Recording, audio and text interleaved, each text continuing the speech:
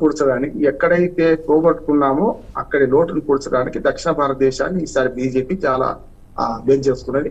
అందరం అనుకున్నది మూడోసారి మోడీ వస్తారు అనే సమస్యలు. ఎన్ని సీట్లోనే ఇద్దరు గారు అంటే ఎన్ని సీట్లోనే సమస్య తప్ప వస్తారు.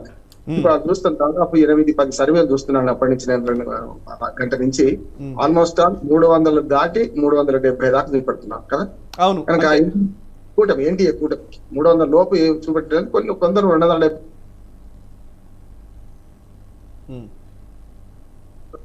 మొత్తం మీద మనకు అందరూ కూడా బీజేపీ ఎన్డీఏ కూటమి వస్తుందని చెప్పేస్తున్నాను.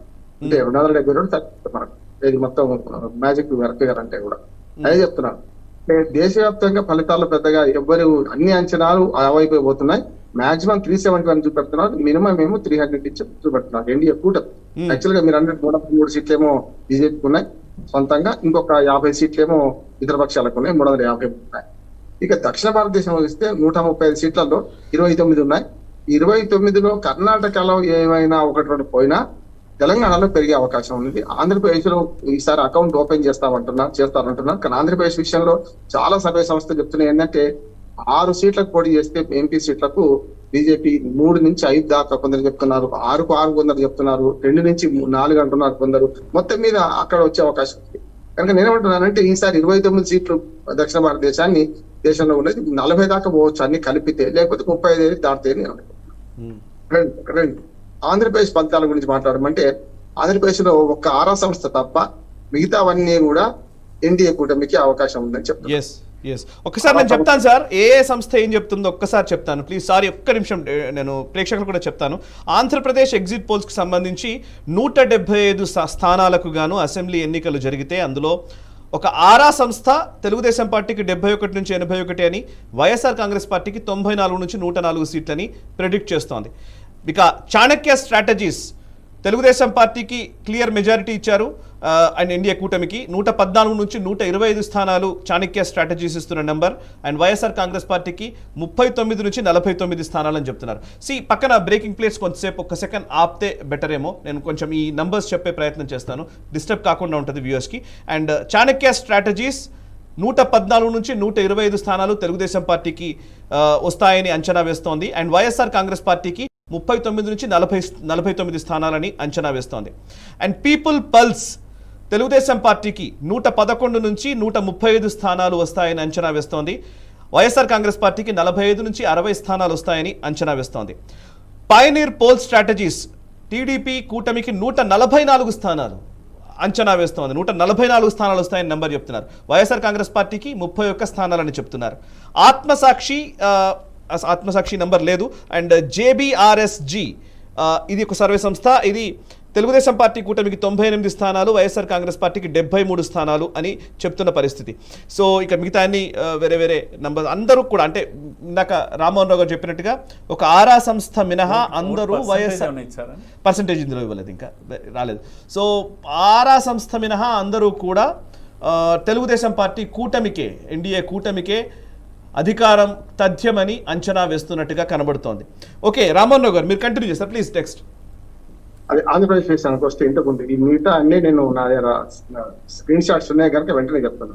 ఇక్కడ ఏంటంటే మాక్సిమం నేను మొదటి నుంచి అంటుంది ఏంటంటే 72 సీట్లు దాటుతాయి అందరి కూడా. మనకు అంటే 170 సీట్లు సగం కంటే ఎక్కువ దాటుతాయి ఎవరికైనా అవి వస్తే. కానీ తెలుగుదేశానికి ఎక్కువ అవకాశం ఉందని నేను కూడా మొదటి నుంచి అంటున్నాను.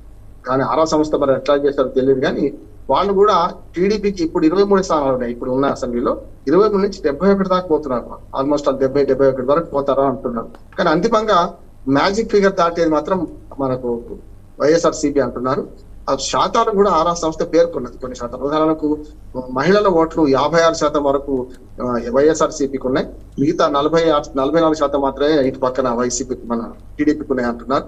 పురుషుల ఓట్లలో మాత్రం మనకు వైసీపీకి తక్కువ ఉన్నాయి, టీడీపీకి అట్లా మిగతా పక్షాలు ఎక్కువ ఉన్నాయి అంటున్నారు. కానీ నాకు మొత్తం మిగతా సంస్థలు చేసిన సర్వేలో నాకు పెద్ద అనుమానం ఏంటంటే పోటీ చేసిన 21 స్థానాల్లో మనకు జనసేన 15 నుంచి 20 వరకు కొందరు చూపెడుతున్నారు. అన్ని వస్తాయా అని అనుమానం నాకైతే. కొందరు ఏమో 20 నుంచి 20 దాకా చూపెడుతున్నారు, 21 చేసింది మొత్తం అంతా. బీజేపీకి కూడా 6 స్థానాలు చూపెట్టే సందర్భం, ఎంపీ స్థానాలు 6 స్థానాలు చూపెట్టే సంస్థలు ఒకటి ఉన్నాయి. అంత ఉండకపోవచ్చు కానీ నా ఉద్దేశం ఏంటంటే 2 నుంచి 3 స్థానాలు అయితే ఖచ్చితంగా వస్తాయని నేను అనుకుంటున్నాను. అవి కూడా ప్లేసే అంటున్నాను. ఇప్పుడు 0 నుంచి మొదలు పెట్టారు కనుక 2-3 స్థానాలు గ్యారంటీ వస్తాయని అనుకుంటున్నాను నేను. వ్యక్తులు కాదు ఇక్కడ ముఖ్యం, మోడీని చూశారు ఇక్కడ. అట్లాగే కూటమి ఓట్లు కూడా ట్రాన్స్ఫర్ అయినాయి కనుక ఆ రకంగా వచ్చే అవకాశాలు ఉంటాయి. గతంలో కూడా మనకు 2014 పొత్తు పెట్టుకుంటే కూడా వచ్చినాయి కదా. అట్లా చూసుకుంటే ఆంధ్రప్రదేశ్ లో ఇప్పటికి కూడా ఆ కన్ఫ్యూజన్ కొనసాగుతుంది, ఆ టెన్షన్ కొనసాగుతూనే ఉన్నది. 72 స్థానాలు దాటి ఎవరు వస్తారు అనే దానికి 6 సంస్థలు చెప్పినా కూడా మనకు 69, గతంలో 2014 మీరు చూస్తే వైసీపీకి 69 స్థానాలు ఉన్నాయి.